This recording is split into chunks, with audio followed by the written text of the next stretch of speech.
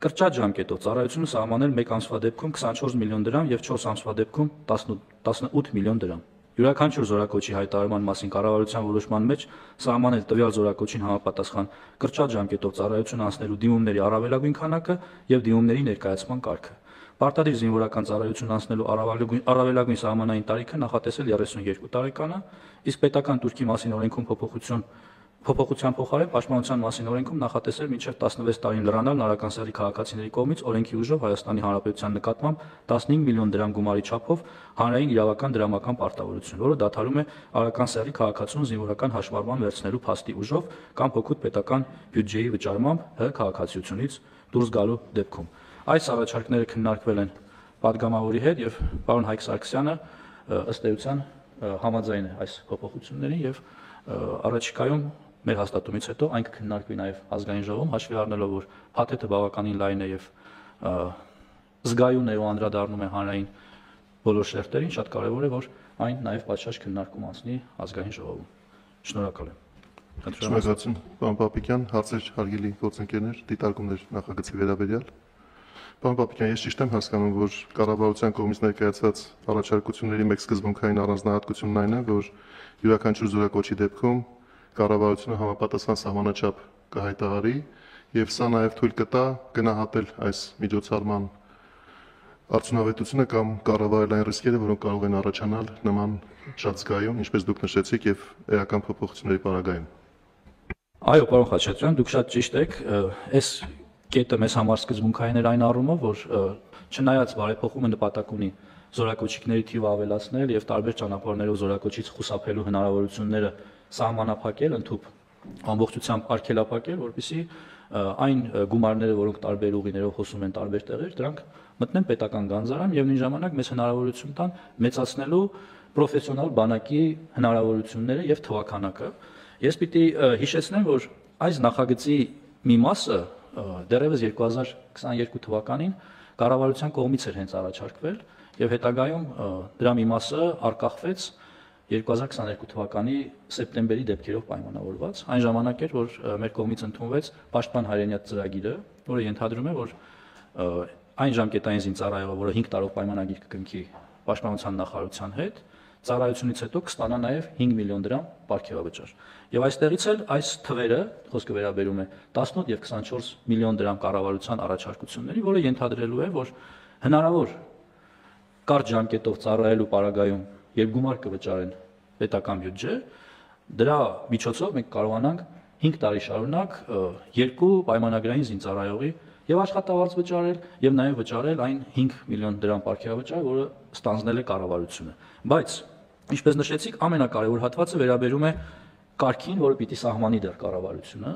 եւ յուրաքանչյուր զորակոչից առաջ կառավարությունը պիտի սահմանի թվաքանակը, թե ինչ թվով երիտասարդներ կարող են օգտվել այս հնարավորությունից։ Բնականաբար, եթե չունենանք նման հնարավորություն, կառավարությունը այդ զորակոչին նման որոշում չի ընդունի։ Այսինքն մեր այս առաջարկությամբ բոլոր հնարավոր ռիսկերը ու շրջանառվող մտահոգությունները ամբողջությամբ փարատվում են եւ կառավարելի են Պաշտպանության նախարարության կողմից։ Ես միայն կցանկանամ լրացնել այն, որ նաեւ վերջին տարիների ընթացքում Պաշտպանության նախարարության եւ առողջապահության նախարարության կողմից մեծածավալ աշխատանքներ են տարվել այն ուղղությամբ, որ ինչպես դուք նշեցիք, այլև այլ եղանակներով զինվորական ծառայությունից խուսափելու հնարավորությունները կանխվեն, հստակեցվեն այն կարգավորումները, որոնք տալիս են այդպիսի տարկետման իրավունքներ եւ այս բոլոր միջոցառումները մեկ ամբողջության մեջ դիտարկելու արդյունքում է, որ մենք պետք է գանք այն վստահությամբ, որ կարգավորումները գտնվում են ամբողջովին իրավական հարթության մեջ եւ այն հնարավորությունները, որոնք կարող են սահմանվել արտոնություններ կամ բացառություններ սահմանելու համար, նույնպես կառավարելի են լինելու ձեր կողմից նշված ձևաչափերով։ Պարոն Հովհաննիսյան, խնդրեմ։ Շնորհակալություն, ես մի հարց ունեմ, պարոն Պապիկյան, դուք նշեցիք, որ կառավարությունը կսահմանի ամեն զորակոչի համար առավելագույն թվաքանակը, իսկ գումարների չափը գուցե նույնպես նպատակահարմար լինի ամեն զորակոչի համար կամ որովհետև օրենքով սահմանելու դեպքում դրանց փոփոխությունները ավելի դժվար կլինի իրականացնել հետագայում, գուցե իմաստ ունի ինչ-որ չափով ճկունություն նաև հաղորդել եւ այդ վճարվող գումարի չափը կառավարության հաստատման տիրույթ փոխանցել կամ ինչ որ մի չափով հա որովհետև կարող է նաև ավելացվել այսինքն կարիք լինի որ ասվի որ հիմա այն չափը որը կար օրենքում սահմանված էր դա քիչ է պետք է ավելացվի կամ այսպիսի կարգավորումներ իրականացվի կառավարության կողմից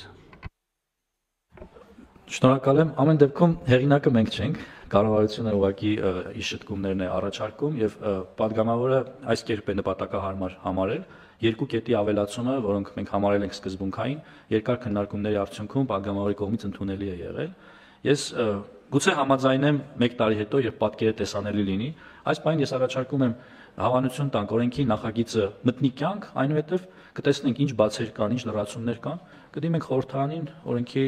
մեջ փոփոխություններ կատարելու նոր առաջարկությունները Պարոն Ես ճիշտ եմ հասկանում, որ մենք սահմանում ենք 3 ժամկետ ծառայության համար պարտադիր 24 ամիս, 4 ամիս եւ 1 ամիս եւ եթե այո,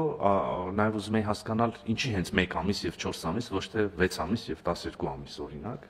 ու մեկ ամսվա դեպքում էլի կարող եմ տրամաբանությունը ենթադրել, այսինքն նվազագույն պատրաստություն անցնեն զորակոչիկները, հետո այդ հնարավորությունից օգտվեն, բայց 4-ը չգիտեմ, խնդրի ես բարձրաբանել։ Շնորհակալ եմ։ 24 ամիսը օրենքով սահմանված Հայաստանի քաղաքացու պարտավորություններն են, իսկ կրճատ ժամկետները վերաբերում են, դուք ճիշտ նկատեցիք, 1 ամիսը նվազագույն պատրաստության համար, որպեսզի քաղաքացին տիրապետի օգտվել զենքից եւ տարական զինվորական կանոններ, որովհետեւ այս երիտասարդները, ովքեր այդ հնարավորությունը կստանան, միևնույնն է գրանցվելու են պահեստազորում, ի տարբերություն զարտուղի ճանապարհով ազատվող այլ քաղաքացիների, որովհետև այսօր ինչ է տեղի ունենում։ Մեր համերկրացիները մեզնից դժգոհում են, ասում են վարժական հավաքներին, օրինակի համար մեր նախկին գյուղապետի, այսինչ եւ այլն կամ մեր համայնքի ամենահարուստ մարդու երեխեքը չեն գնում վարժական հավաքների, դուք հատուկ նրանց չեք տանում, բայց իրականությունը կանում է նրանում, որ այդ մարդիկ ուղղակի չեն ծառայել բանակում եւ հաշվառված չեն պահեստազորում եւ չեն կարող վարժական հավաքի հրավիրվել։ Այսինքն այս մեխանիզմը նաեւ թույլ է տալու, որպեսզի ավելի շատ թվով Հայաստանի քաղաքացիներ տիրապետեն զենքին եւ նաեւ ըստ անհրաժեշտության համալրեն պահեստազորը։ 4 ամիսը դա ուսումնական զորամասի չափականակն է, որտեղ պիտի անցնեն ուսումնական process, այսինքն ովքեր կօգտվեն այս ծրագրից ուսումնական զորամասից զատ այլտեղ ծառայություն չեն իրականացնելու։ Սրանում է այս թվերի սահմանման պատճառը։ Պարոն Իսկ 32 տարեկանը ինչով է պայմանավորված։ Պատգամավորը առաջարկել էր, որ թիվը սահմանենք 37, ըստ էության մեր միակ նրա հետ տարբերությունը մտքերի կանում էր նրանում, որ սա պետք է անել աշճանական, որովհետև այս սահմանումն էլ իր հերթին նշանակում է, որ սա կազդի այն մարդկանց վրա, ում 18-ը նոր է լրանալու, այսինքն արդեն 19, 20, 27, 32 տարեկան քաղաքացիների վրա սա չի ազդելու։ Այսինքն զորակոչային տարիք մուտք գործողների վրա կազդի մինչև 32 տարին, դա նրա համար է, որպեսզի ուսումնական հաստատությունների միջոցով կեղծ գիտնականներ չունենանք, ովքեր 27 տարին լրանալուն պես ազատվեն զինվորական ծառայությունից, այլ ունենան պարտականություններ եւ օգտվեն մեր ծրագրերից միայն իրական գիտնականներ, օրինակ։ Պարոն Այսինքն մարդիկ նախկին ուսահանված 27-ի շեմն ենք դարձնում 32 եւ մարդիկ զինապարտեն մինչեւ 32 տարեկան ոչ թե պայմանագրային ծառայության վերց որտեղ այնտեղ էլ շեմ ունենք, չէ՞։ Այո, խոսքը վերաբերում է 27-ը 32 դարձնելուն, այսինքն շեմը տարիքային զինապարտների փոխվում է, իսկ ինչ վերաբերում է ձեր նշած հատվածին, մարդիկ ներողություն զինապարտեն մինչև 50 տարեկան է։ Մեզ մոտ այս շտկումը վաղուց է արված, նախորդ կառավարության նիստին սա հնչել է, իհարկե վարչապետի հանձնարարությամբ մենք կաշխատենք նաև այս հարցում որոշակի լավարկումներ կատարելու, դա վերաբերել է ներքին գործերին։ Մեր մասով այս խնդիրը հիմնականում լուծված է, բայց որոշակի լավարկումներ կանենք։ Պարոն Իսկ ո՞նց ենք ապահովելու, որ այդ ճանապարհով պետբյուջե մուտք արված գումարները ուղղվեն պայմանագրային զինծառայողների թվի ավելացմանը եւ նրանց աշխատավարձերին, որովհետեւ եթե մենք չերաշխավորենք, որ այդ գումարը գնում է դրան, սոցիալական արդարության հետ կապված բազմաթիվ հարցեր կառաջանան։ Իսկ հիմա պատասխանը ակնհայտ է, դա արվում է էլի բանակի համար եւ էլի զինծառայողներ են ապահովում։ Դա ըստ էության երաշխավորված է, երբ ես նշում եմ պետական բյուջե, ես չեմ տարանջատում պաշտպանության նախարարության բյուջեն ընդհանուր բյուջեից, այո, մուտքերը կապահովեն եւ կծառայեն պաշտպանության նախարարության համար։